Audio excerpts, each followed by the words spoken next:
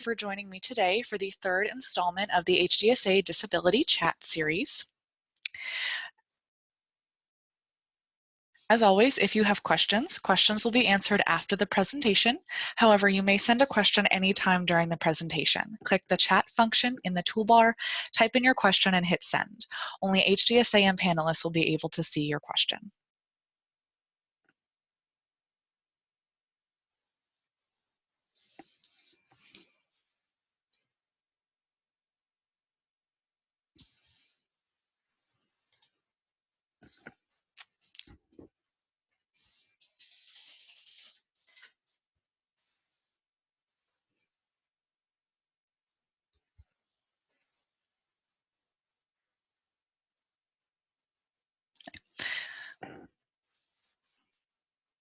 To view this webinar again, this webinar will be available 1 week after today, and you can view it on the HDSA National website. To access this presentation, go to www.hdsa.org/disabilitychat or HDSA's YouTube channel. You'll be able to view this webinar recording as well as all new disability presentations. And upcoming webinars, in January, it'll be starting the disability application process. March will be debunking disability myths. May will be disability red flags, and July will be completing important disability forms. So before we get started, I'll tell you a little bit about myself. So my name is Allison Bartlett, and I am a licensed attorney. I am currently the manager of disability programs at the Huntington's Disease Society of America. For the last 4 years, I have specialized in representing HD families through the disability process.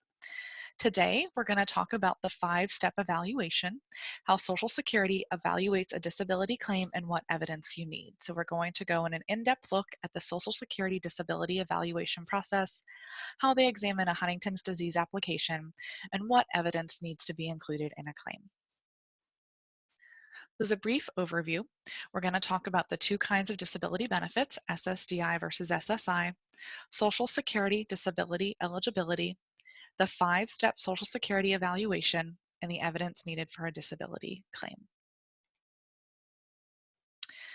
First, this is how Social Security analyzes a disability claim.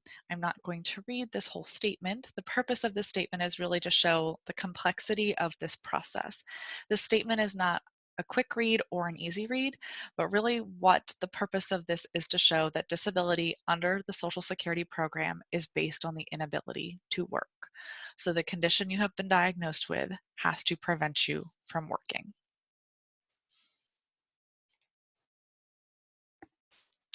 So again, there are 2 types of Social Security disability benefits. There's Social Security Disability Insurance, or Title II, and there's Supplemental Security Income, Title 16. It's important to know the difference between these 2 benefits because the application process does look slightly different and you get different benefits with each program. So under SSDI, this is the work-based credit program.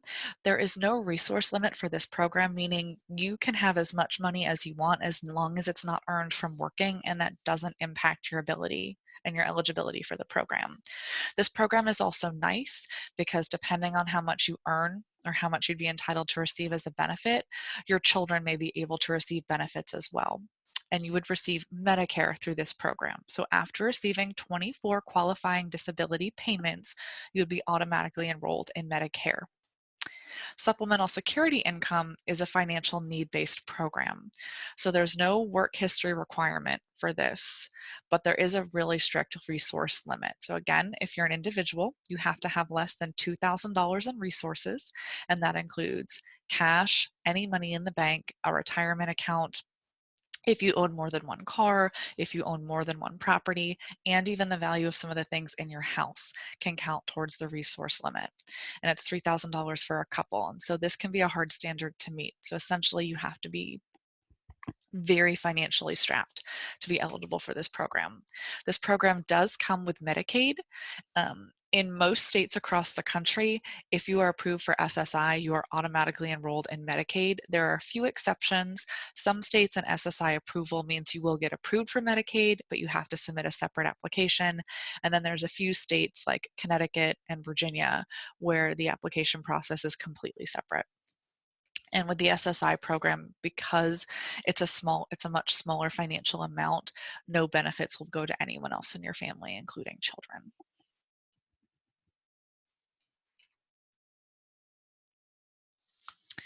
So there is no standard timeline for applying for disability. You have to determine what works best for you. And you can continue working while your application is pending if you meet certain criteria, but it's important to note there is no standard timeline. Everyone's HD looks different, everyone's life is different, and so there is no standard timeline. It's just when is the best time for you, and you and your family are the only people who can figure that out.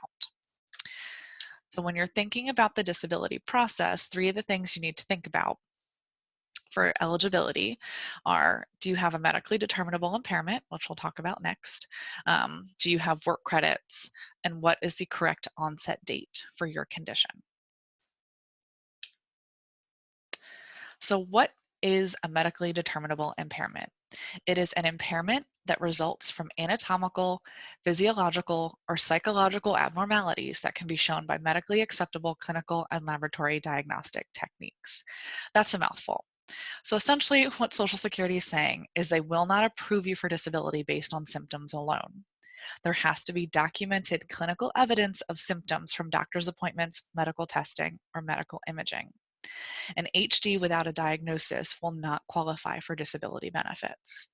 So Social Security cannot and will not find you disabled if you have not been diagnosed with HD by a doctor, whether it is a clinical diagnosis or you have a positive gene test and symptoms. There has to be proof your condition actually exists. So what does this mean? That means in order to have a medically determinable impairment, you need to be getting medical care. So you need to be seeing physicians on a regular basis and getting treatment from a relevant specialist. So for Huntington's disease, that means you should be getting treatment from a neurologist, a psychiatrist, and physical therapy can be very helpful for a disability claim. It's also important to collect business cards from all of your doctors, because when you are ready to apply for disability, you're going to need to include all of your doctor's information in your disability claim. Because Huntington's disease is a rare condition, it does require specialized care from a physician who knows how to treat your Huntington's disease, which is why care from a neurologist is so important. It's also really important to follow prescribed treatment. And this is important because Social Security can deny your claim if you don't follow prescribed treatment. At this time, this is not as much of a concern for HD patients because it's currently progressive and incurable.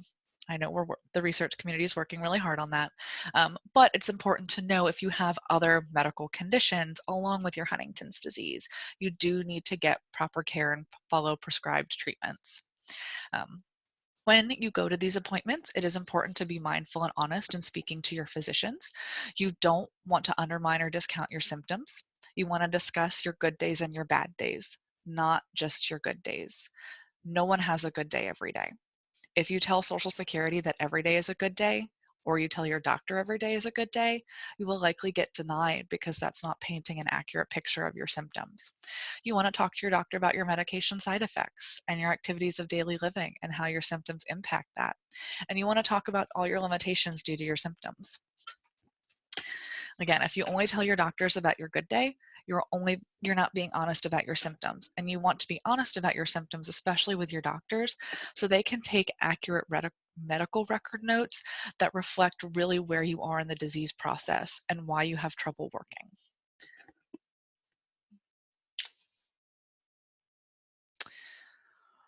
So this comes directly from Social Security. And this is what Social Security is looking for when they're evaluating a Huntington's disease claim. So MER stands for medical evidence of record for evaluation, and that's how Social Security refers to medical records. And so for Huntington's disease, they're looking to see if you have documented progression of motor, cognitive, and psychiatric symptoms, a family history of HD, and abnormal neurological exam findings consistent with HD.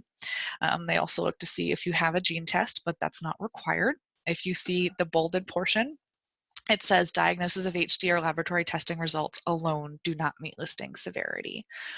Social Security also looks to see if you have brain imaging or if you have psychological or psychiatric reports, including neurocognitive testing. Um, it is important to note that it says brain imaging may provide evidence. This means that brain imaging by itself without other documented symptoms is not going to be enough. An MRI showing brain shrinkage is not enough because it doesn't tell Social Security if the brain shrinkage has started to impact your life and cause symptoms and impact your ability to work, which again, when you file a disability claim, you're trying to show that it's your symptoms and limitations from your condition that keep you from working. In addition to medical evidence, you also need to have work credits to be eligible for SSDI. I know I talked about the date last insured in my last webinar, but I'm trying to make this common knowledge across the HD community, so we're talking about it again because it's really important. So you need to get your date last insured because your date last insured lets you know if you are still eligible for Social Security disability insurance benefits. So it lets you know if you have enough work credits to be eligible for disability. You can create a mysocialsecurity.gov account to determine eligibility. And if you do that, you'll have this nice little disability box that comes up on your screen, and it'll tell you if you have enough credits and how much you're going to receive in benefits. You can only find out what your monthly benefit would be before you submit an application. Still not sure why, but once you submit a disability application, your ability to find out your monthly benefit amount disappears unless you're approved for benefits. So your DLI is based completely on your personal work history. So if you're paying into Social Security, you're paying into the disability program as well. So it's based on how many years you've worked and how much you earned while you were working. Credits do expire. You generally have 5 years to apply once you stop working, but gaps in your work history will impact your DLI. Or, like for instance, if you have a child, if you're a woman and you have a child, and you take 2 years off to raise your child, those 2 years will impact your date last insured because you weren't working. You can also call your local or national Social Security office to find out your date last insured, and these dates always are in March, June, September, or December of a year. This is a step where a lot of symptomatic HD patients can be tripped up if they have not worked in more than 5 years. And if you haven't worked, but your spouse also has a good income, it means you won't be eligible for SSI. It is possible to get a disability approval with an old DLI, but it is a lot more complicated. So it's always better to be proactive and know your status so you can take the appropriate steps when you're ready to apply for disability. And then another thing that trips up a lot of families when you're starting the disability application process is choosing an onset date. One of the first questions you will be asked in a disability application is the date your disability started. This is called your alleged onset date for Social Security purposes. Um, and it's really important when you're choosing this date that you pick a date that is both reflects when you stopped working and when you had medical evidence of your condition. So when you had medical evidence of your HD, and not just a gene test, but when you also have evidence of HD symptoms.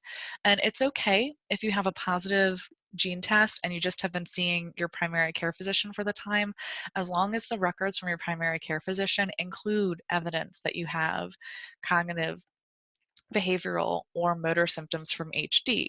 That can be enough until you get treatment from a neurologist. But it's really important to know that to get that medical care. And this date is really important because it can be the difference between getting approved or getting denied.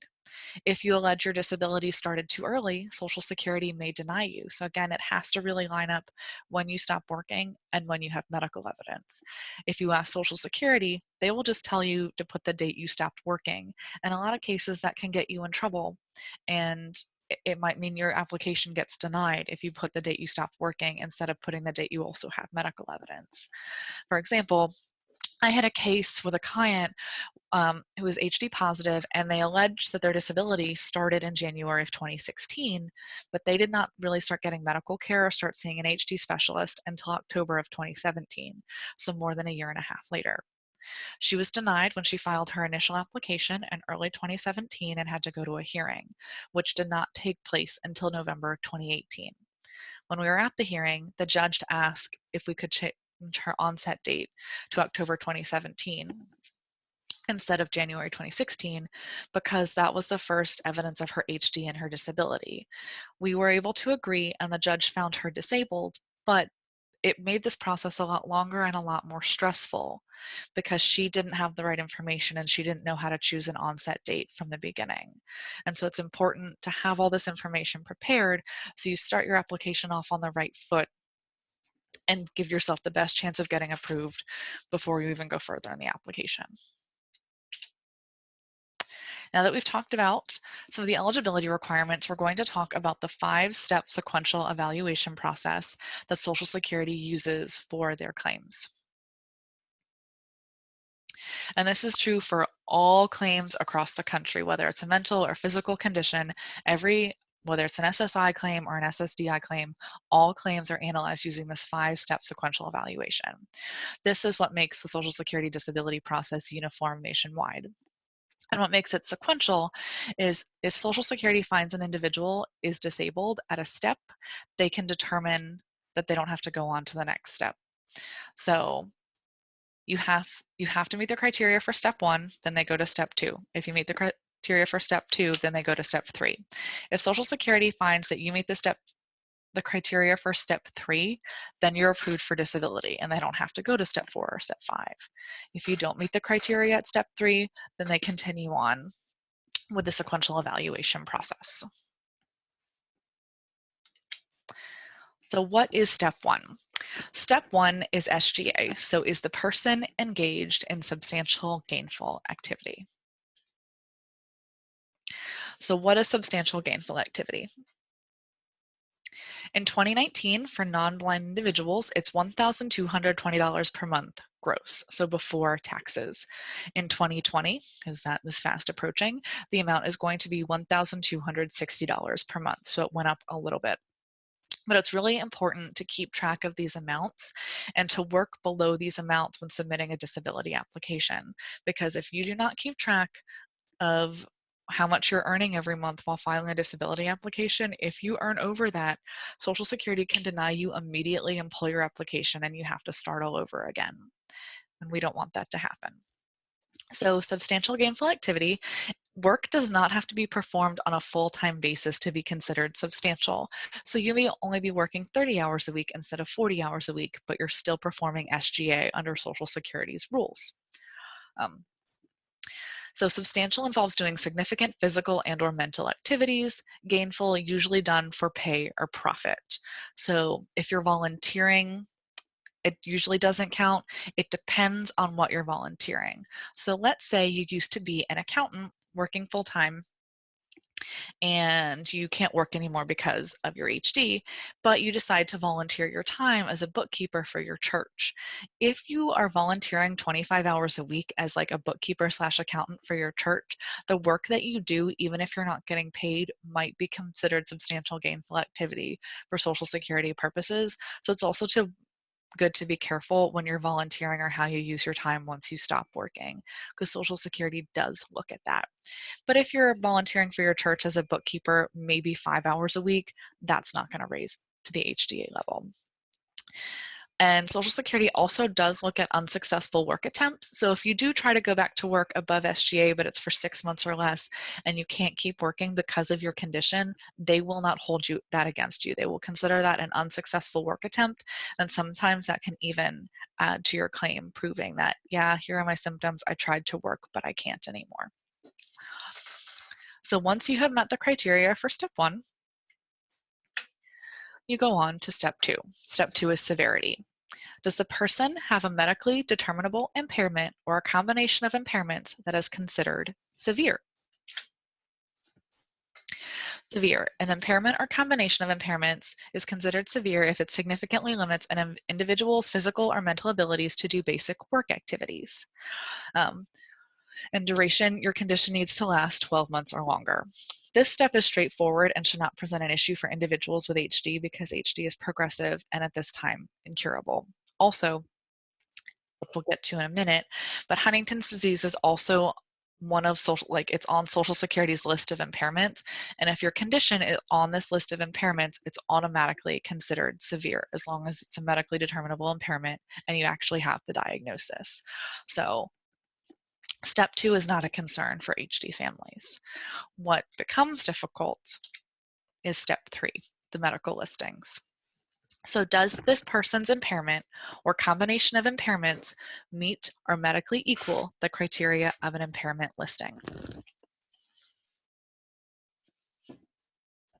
So what are these impairment listings? Social Security has a number of different listings that describe for each major body system impairments considered severe enough to prevent an individual from doing any gainful activity. So you can either meet a listing, which means you meet the specific test results, symptoms, or limitations specified in the listing, or you can equal a listing. So you don't meet the exact qualifications outlined in the listing, but you can argue that the test results or the symptoms that you have rise to the level. So what are these listings? Social Security has 14 different categorizations of systems, so musculoskeletal, special senses and speech, respiratory, cardiovascular, etc. Huntington's disease falls under neurological disorders, which is 11. And then a lot of times, individuals with Huntington's disease will also have things like depression and anxiety, which will fall under mental disorders, which is 12. So the listing for Huntington's disease is listing 11.17. So this is the criteria that the Social Security uses when evaluating a disability claim. And the listing says that a person must exhibit either disorganization of motor function in 2 extremities, resulting in an extreme limitation in the ability to stand up from a seated position, balance while standing or walking, or use the upper extremities. Or you have to have marked limitation in physical function in one of the following: limitation, understanding, remembering, or applying information, interacting with others, concentrating, persisting, or maintaining pace, or adapting and managing oneself. But what does this actually mean? I'm going to tell you. So a marked limitation means you are seriously limited in your ability to function independently, appropriately, effectively, and on a sustained basis in work settings. So do you have a complete, it doesn't have to be a complete inability to perform the activity. It just isn't limited. So, and it does require difficulty and limitations performing the activity on a sustained basis. So to be found disabled, Social Security is not assuming you're a potato that can't do anything anymore. Really, they just need to see that you have difficulty performing your job and living your day-to-day life. So if you're a mechanic, why can't you be a mechanic anymore? Like, why can't you work on the cars? Is it because Korea and you can't physically hold the parts? Do you not have the dexterity? So you can't use your hands like you used to? Can you not complete things in a timely fashion? So it's not that you have to have a complete inability to do all things. They just need to see that your limitations rise to the level enough that you can't work anymore and that you struggle in your day-to-day life. So what does Social Security mean by physical functioning? You need to be seriously limited in your ability to start, maintain, and complete work-related physical activities. So issues standing, issues balancing, issues walking, difficulty using both arms for fine and gross motor movements. So that includes lifting and carrying, reaching, grasping, writing, and typing. And ways you can show this through your medical evidence, things that can be really helpful are the Unified Huntington's Disease Rating Scale, the Tenetti Mobility Test, and physical and occupational therapy records. Physical and occupational therapy records can be really, really helpful for a claim because their job is to help you understand what limitations you have physically, and that's documented well in these records. And it really helps paint a good picture for Social Security. But standing, when looking at these different criteria, it's not saying you can't stand, you can't balance, or you can't walk. It just means you may have trouble standing. You can't stand for as long anymore. Before you became symptomatic, you could stand on your feet 8 hours a day, no problem. But now you can only stand for an hour, and then you have to sit down for an hour. So that's the kind of things they're looking at. So to help you kind of determine those things, questions to think about: where do you experience career or involuntary movements? How often do you trip or fall? What issues do you have with balance? Do you walk into walls or furniture? Because that's an issue too. You can't really work in a manufacturing facility if you walk into things now. Do you use any assistive devices? It's also important to include things you have difficulty with at home. Like, do you need to sit down to get dressed? How often do you drop things? Do you have trouble using your hands? Can you write or type? Do you have to use other assistive devices now? Like, do you have to use a weighted pen, or do you have to use a different razor? What have you changed? And it's even important, like, are you able to use buttons or zippers? Those may seem like minor things, but all of these things add up to create a stronger claim. Now that we've talked about physical functioning, I'm going to go through the cognitive criteria. So first, understanding, remembering, or applying information. So this is the ability to learn, recall, and use information to perform work activities. So can you follow 1 or 2-step oral instructions to carry out a task? Can you remember how to perform job tasks? Can you ask and answer questions and provide explanations specifically related to your work or in general? Can you recognize a mistake in your work and correct it? Can you use reason and judgment to make work-related decisions? And can you remember to keep track of appointments and responsibilities? This is just a short list of all the different examples that exist out there, but it's just to help you understand what it means if you have difficulties learning, recalling, or using information. And ways to get this medical evidence from your medical records, the Montreal Cognitive can be a helpful test. Psychological testing really does a good evaluation of this. So next is interacting with others. So this is your ability to relate to and work with supervisors, coworkers, and the public. And this is really an important one. This is something we may not think about every day, but if you cannot work with others, you cannot work. Like, if you could only occasionally interact with your supervisors and coworkers during the day and never with the public, there are not jobs out there for you if you cannot work well with others, because it means you you might not be able to get new assignments. It matters. So it's important to think about things like this. And so what this means is cooperating and handling conflicts with others, asking for help when needed, which can be a big one, initiating or sustaining conversation, understanding and responding to social cues. This is also a big one, because if you can't understand or respond to social cues in a work environment or with the general public, you could offend someone, a fight could ensue. There are things that could lead up to this that could get you in trouble.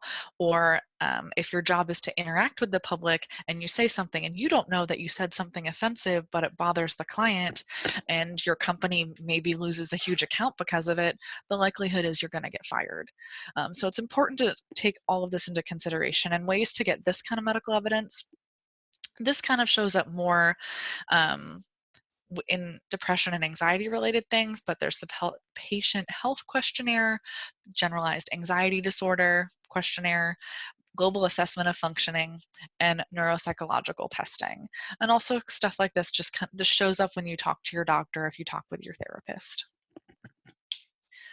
Next, concentrating, persisting, and maintaining pace. This is your ability to focus attention on work activities and stay on task at a sustained rate. So, initiating and performing a task that you understand and know how to do, working at an appropriate and consistent pace, completing tasks in a timely manner, ignoring or avoiding distractions while working.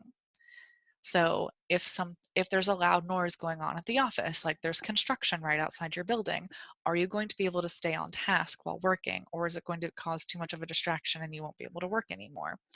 Um, Working a full day without needing more than the allotted number or length of rest periods during a day. This is a huge one. This is a huge one, because jobs are supposed to allow reasonable accommodation. It becomes an unreasonable accommodation if you need unscheduled breaks outside of like the lunch period or 15-minute break that you're given during the day. It becomes an unsustainable accommodation if you show up late to work, or you have to leave early, or you miss more than one day of work a month. And so the concentrating, persisting, and maintaining pace is a really important one, and one that you need to keep track of.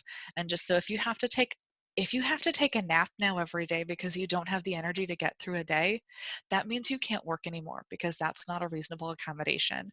And so those are the kind of things that you need to share with your doctor. So that will just show up in doctor's notes. And then other issues with concentration and attention, those can be documented by the Montreal Cognitive Assessment or the MoCA test, or also neuropsychological testing. Neuropsychological testing is really handy. It's expensive and it's a long test and it's a pain in the butt, but it can be a really helpful test and add a lot of evidence to your claim.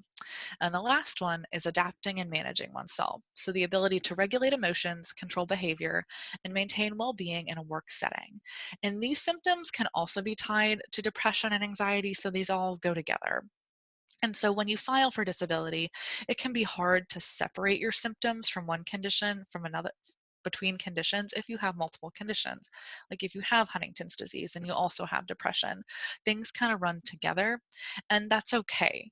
As long as you're saying, I have these symptoms and these limitations. I'm not sure exactly which one of my diagnoses causes them. I just know that this is what I have. And so adapting and managing oneself, these can include responding to demands, adapting to changes in the workplace or your daily life, setting realistic goals for yourself, maintaining personal hygiene and attire appropriate to a work setting, and being aware of normal hazards and taking appropriate precautions. So if you're someone who showered every day for your whole life, but once your HD sets in and you start to become symptomatic and you notice you're showering less and less, or you change the kind of clothes you wear because it's too much effort to put on that suit every day, those things are important to note, and Social Security does care about that information. Your doctor does care about that information because it's a shift and it shows that you are being impacted by the disease. Again, neuropsychological testing, it helps with this, and global assessment of functioning can be a good measure of how you're doing. So some questions that you can kind of ask yourself to think about the symptoms and limitations that you have, because that's hard. When you live with Huntington's disease every day, you're making accommodations for yourself and you don't want to think about all the things you can't do anymore. You don't necessarily want to think about the things that have changed, but that's what you need to do when you file a disability application. Social Security wants to know everything you struggle with. They don't care, if you only tell them what you can do, then they're going to assume you can work. But if the thing, like, say the list of things you can do is a list of 10 things and the list of things you can't do now is a list of 20 things, you didn't tell Social Security adequate or accurate information. And so they're saying you can work based on the information you gave them when really you can't. So questions to think about: do you have difficulty learning new things? If you read a 10-page book, could you tell me what you read? What kinds of problems have you experienced with your memory?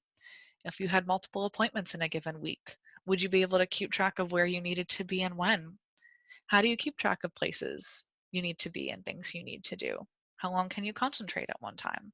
Can you watch a 30-minute TV show? Can you watch a 60-minute TV show? Can you watch a 2-hour movie?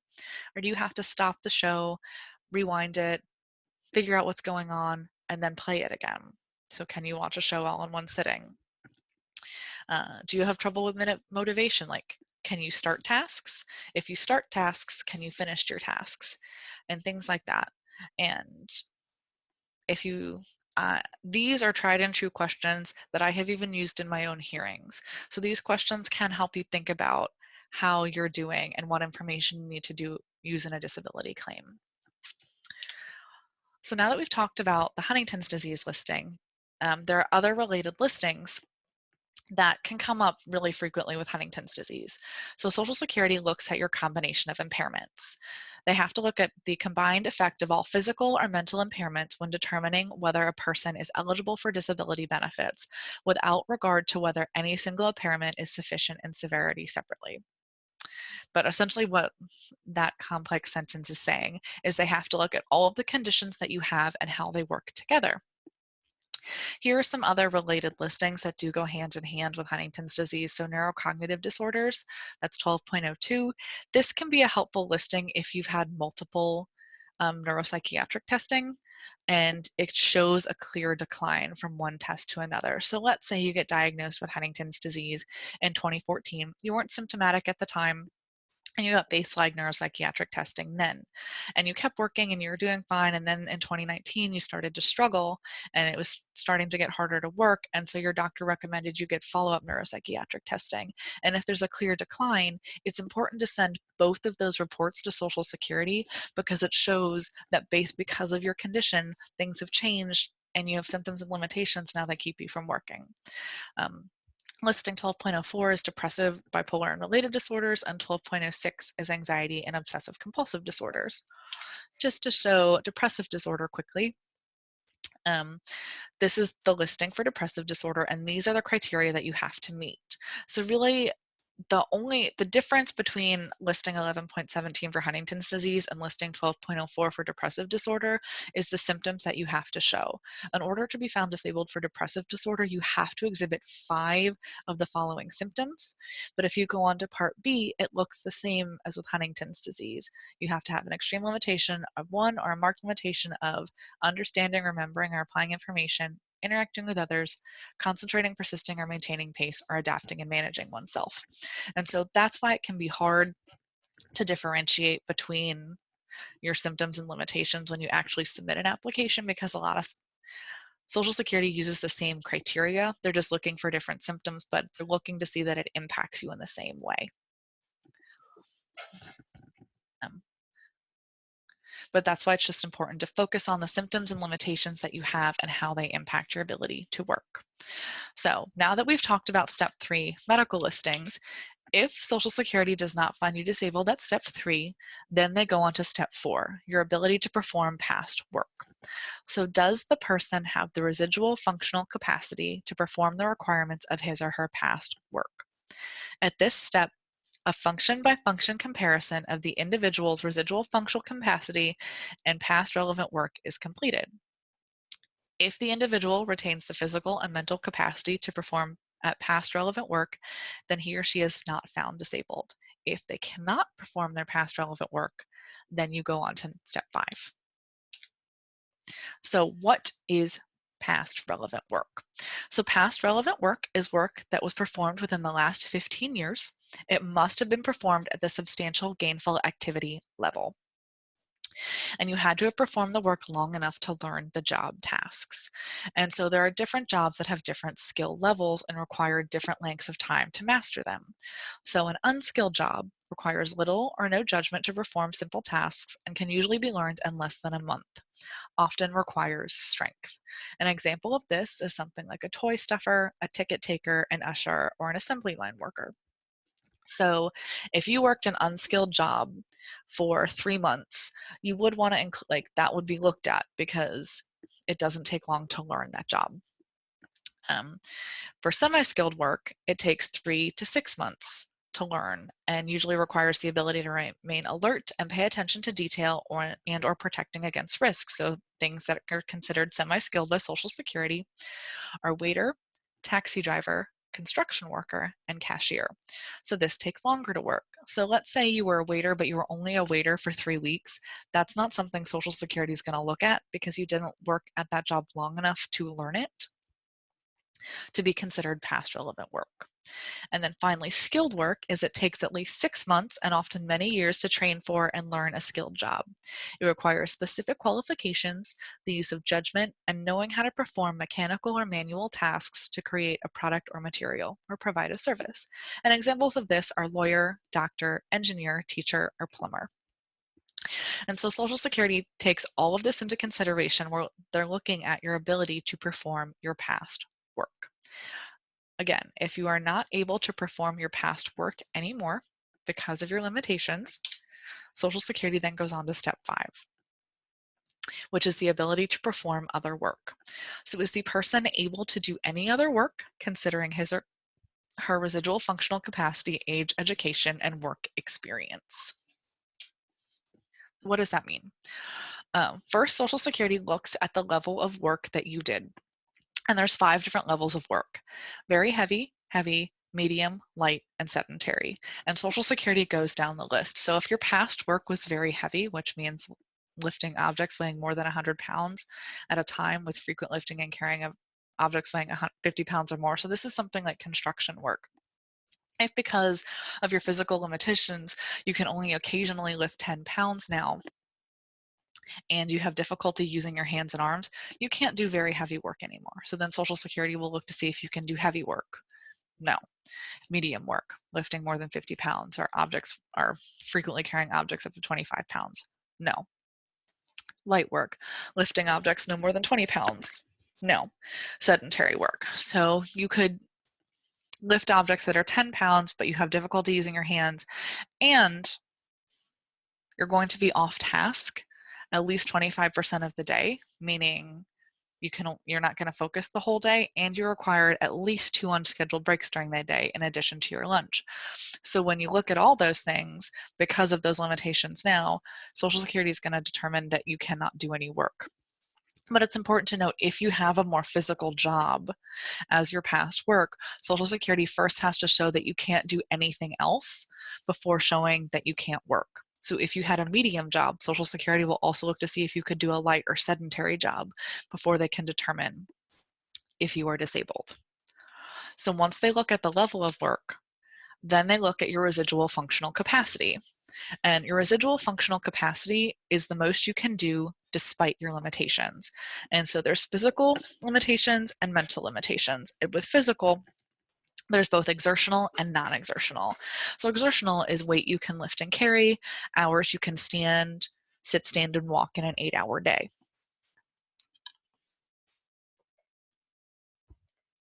Non-exertional is things like balancing, stooping, kneeling, crouching, crawling, or climbing, exposure to temperature extremes, fumes, chemicals, or dust, using your hands to write, type, or reach, or handle objects, and things like seeing, hearing, and speaking.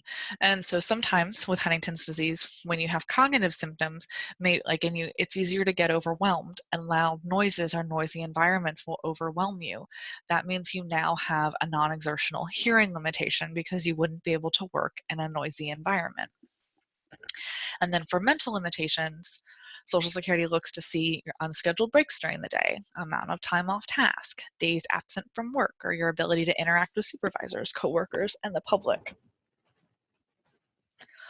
And your mental limitations are just as important, if not more important, than the physical limitations. The mental limitations can be harder to find, which is why it is so important to be open and honest with your doctors about your symptoms and limitations, because you want to make sure your mental limitations get included in your medical records or are accurately described when you submit your disability application.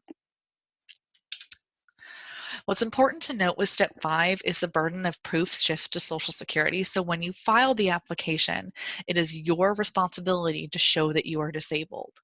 That switches at step 5 because it then becomes Social Security's burden to show that you could do other work in the regional or national economy, considering all the information. And when I say any other work in the regional or national economy, I mean any other work in the regional or national economy. It doesn't matter if you live in New York or Virginia and the jobs only exist in California. If there are 50,000 jobs in California, Social Security will still say you could work because those jobs exist. Which is, again, why it's so important to be open and honest about your symptoms and share all the information you can. I don't think there's such things as oversharing about your symptoms and limitations when it comes to Social Security. The more evidence you can provide them, the better. So, what evidence do you need for your disability claim? The 3 big ones are medical evidence, work history, and your activities of daily living. So, medical evidence. Medical evidence is really its medical records. And that includes medical tests and physician notes. So again, important medical tests that can be helpful are the Montreal Cognitive Assessment, or MoCA, the Unified Huntington's Disease Rating Scale, or the UHDRS, and neuropsychological testing. Physician notes include notes from your neurologist, your psychiatrist, your primary care physician, your therapist, whether it's a licensed social worker. It's physical therapy, it's occupational therapy. All of those things add to your claim. It's also beneficial to get medical letters from your doctors. I always told my clients, and I would always request letters from the specialist that treats the HD, which was normally a neurologist, sometimes it's a psychiatrist. But these letters can be really helpful because Your treating physician, especially if it's an HD specialist, knows HD and you better than anyone else. And so if they're willing to write you a letter, that can add a lot of weight to your claim. Another thing that you can get is something called a medical source statement. They do have samples of these online. Social Security has a specific document that they use that they send out to doctors. They have a physical one and a cognitive one that ask about all those limitations I talked about on the previous slides. How much you can lift or carry, how long you can sit, stand, or walk, how often are you going to need to take breaks, how often are you going to be off task. So if you go ahead and get your doctor to pre-fill that out and submit that to Social Security, that can be really beneficial for your claim. As far as work history, Social Security is going to look for your jobs from the past 15 years. If you don't have a 15 years of work history because you're younger, they'll just look from when you started working to how old you are now. And they need as much, and the more detailed information you can give them about your past work, the better. So they want to see things like your job title. So they want your job description and the job tasks that you performed. So if you have a resume that you've been keeping somewhat up to date, I recommend submitting your resume in addition to filling out any of the work history forms that Social Security sends you, because a lot of times the resume has a lot of information about the job tasks and your job description that you may not remember off the top of your head anymore, but Social Security needs to know. They're also going to want to know how much you were paid, how many hours you worked during the week, how many days you worked a week. They're also going to want to know about the physical activities you performed. They want to know the name of the business. Usually they ask for the type of business, but I think it's just better to give the name of the company where you worked. And they want the dates worked. And you can't just give years. You have to give months and years. You need to be as specific as possible. And if you don't remember, it's okay to give your best guess. There were a lot of applications where my clients didn't remember their information, and so I would just put January of a year to December of a year for where they worked, because it was better. It's always better to include the months than not put anything at all. And you can always tell Social Security it's a guess because you can't remember. When talking about your past work, you also really want to talk about why you can't work now. So, how do your symptoms keep you from working? Like, why did you have to stop your last job? Were you fired? Did you stop working because you couldn't perform your job tasks anymore? Include that information too. A lot of times when you file a disability claim, Social Security will send you something called a work history report, which is one of the forms I'll go over in my upcoming webinar. But on that form, you have room to write why you can't do that job anymore. So that's why it's so important to include specification about your job tasks and job descriptions, so you can also say why you can't do those things anymore.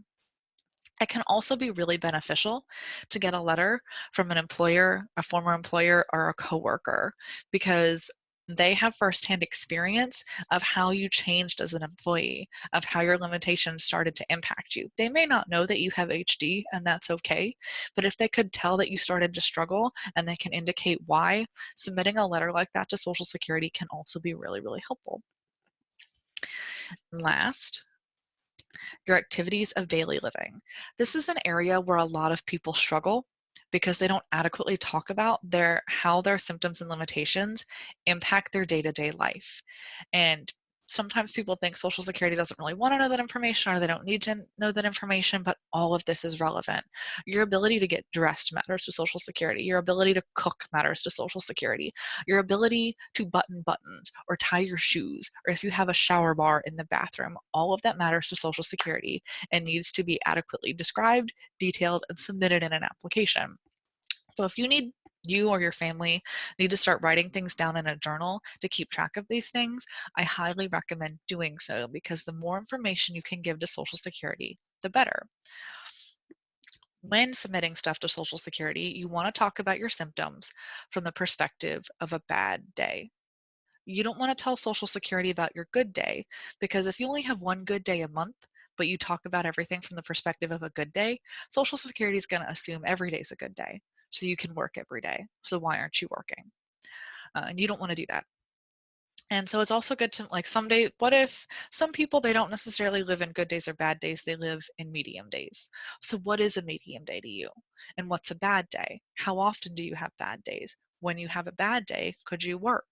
If you have 2 or 3 bad days a month, from Social Security standards, that already means you can't work because that becomes an unreasonable accommodation for employers.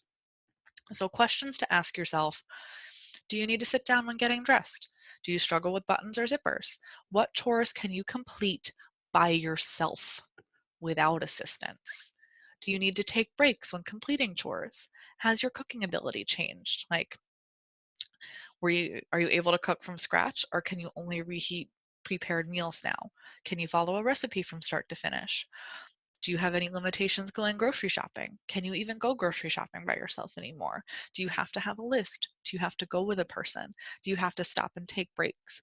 All of that information matters. And it's really important, again, to be open and honest about your symptoms and limitations and get help if you need it. So if you can't fill out this application on your own because of your cognitive HD symptoms, get a friend or family to help you. Sometimes you need an outside perspective to help answer these questions and to help think about these things, because it's really hard to do it when you live in it every day. And another thing that can be really, really helpful with a claim is getting letters from friends and family. And the reason this is helpful is medical records normally just mention what symptoms you have, but they don't always mention how it impacts you on a day-to-day basis. Getting letters from friends and family, in addition to your medical records, can tell a complete story, because the letters from friends and families can fill in the gaps about how the symptoms impact you. So they see you every day. They know how your decline in memory impacts you. They know how your irritability impacts you in your relationships with others. They know that you can't do chores anymore. And medical evidence has the tests that show you've lost the cognitive abilities, and the letters from friends and family can show you what that actually means. And all of that together makes a really strong disability claim. So that's all I have for you guys today. Please let me know if you have any questions. And you are always welcome to contact me directly, either by phone or email.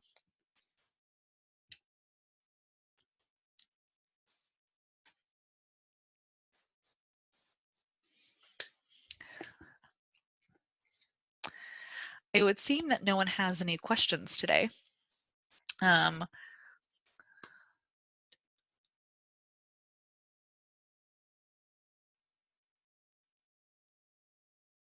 Okay. Sorry, just waiting for incoming questions. Just give us a minute.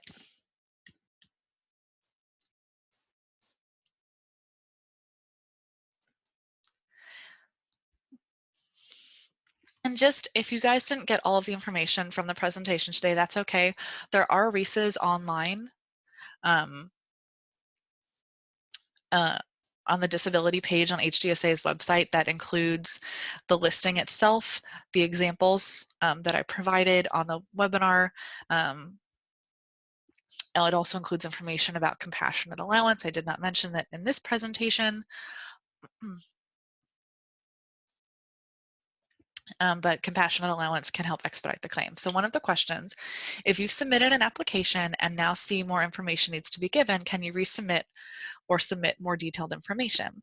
No, you cannot resubmit the application, but you can, and everyone who has submitted an application should be calling Social Security regularly, should be following up with Social Security, and you can continue to submit information as your claim is pending. So just a little background: when you submit a claim, it's submitted at the field office. The field office doesn't make the medical determination in your case or collect evidence. It goes to Disability Determination Services.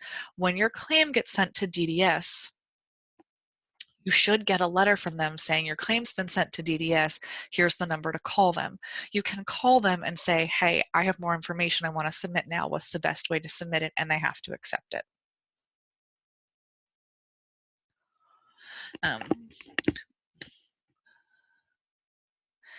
Question, what does it mean when they say your date last insured has expired? If your date last insured has expired, it means you are no longer eligible for disability benefits under the Social Security Administration. You have to, if you don't get diagnosed with Huntington's disease until after your date last insured, you will not be eligible for SSDI benefits. You might be eligible for Supplemental Security Income or SSI, but again, you have to meet the strict financial criteria. If you have more questions about that, you can view my webinar from October. And Again, are there any exceptions to applying after you have worked in more than 5 years? There are a few exceptions. Again, I would recommend you view my webinar from October. It's either supplemental security income, adult child disability benefits, or disabled widows benefits. But again, those are all really strict criteria to meet.